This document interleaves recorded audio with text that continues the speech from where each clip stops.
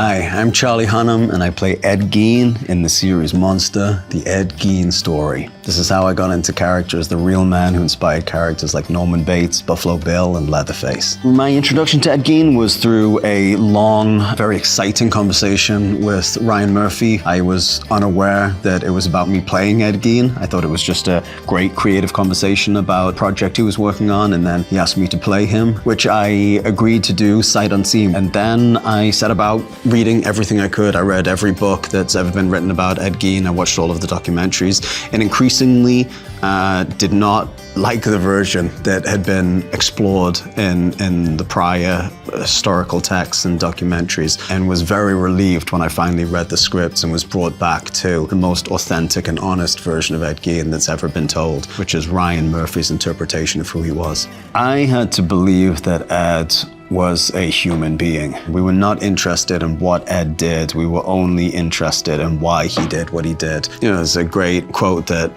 line between good and evil runs down the center of every living heart. Gotcha.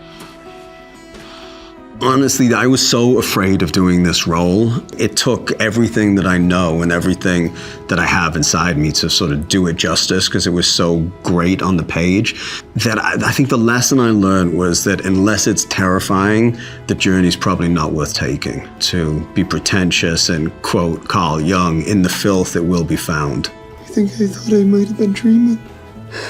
Playing Ed physically kind of sucked because I had put on some weight and then I had to lose all of that weight. What really sucks though is trying to keep weight off as everyone goes out for nice dinners and stuff. Over the course of 7 months of filming, we had Thanksgiving, we had Christmas, we had New Year, I had a birthday, and no cake for any of it.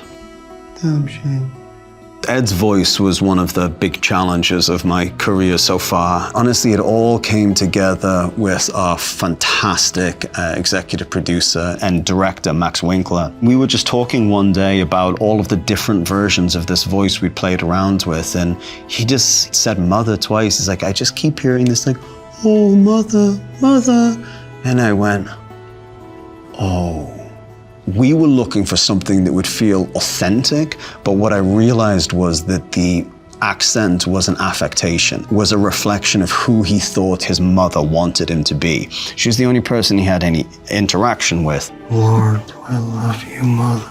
And so the voice was trying to make her love him, and all she'd ever told him his entire life was that she hated him because he wasn't born a girl. And so when Max did that sort of thing, this haunted, high-pitched voice that he'd been hearing in his mind, I just went, you got it. That's exactly what it's supposed to be. It's a boy trying to get the love from his mother that she was withholding. Don't break my heart, Eddie.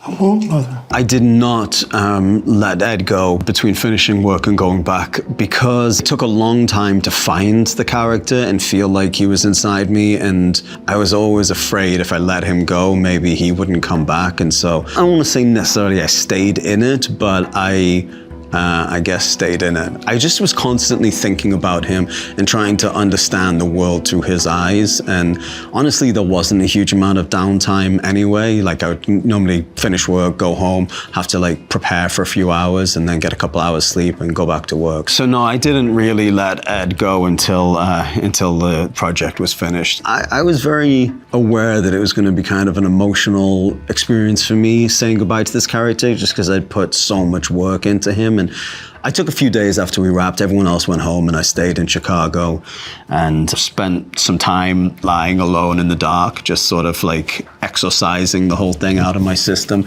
And then I went up to Plainfield at the cemetery where he is buried, which was eerie because it was also the same cemetery where he was exhuming cadavers to take home. But I went and just sat at his grave and, you know, had a chat and told him, I'm gonna drive home without you. You can watch Monster, the Ed Gein Story now, only on Netflix.